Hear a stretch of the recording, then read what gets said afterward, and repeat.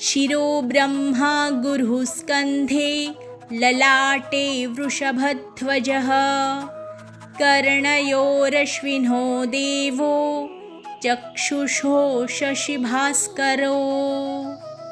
अर्थात गायच्या तकलेर शिरः म्हणजे तकली, गायच्या तकलेर ब्रह्मदेव आसात. स्कंद म्हणजे खानो, खांद्यार गुरुदेव आसात. आणि ललाटम म्हणजे कपळ, कपळार साक्षात महादेव बिराजीत आसा. तिच्या कानांनी कर्ण म्हणजे कान, तिच्या कानांनी अश्विनी कुमार देव आसात. आणि चक्षु म्हणजे दोळे, दोळ्यांनी शशी म्हणजे चंद्र, दोळ्यांनी शशी आणि सूर्य आसा. भास्कर म्हणजे सूर्य, हे देव आसात. देव बरें करूं.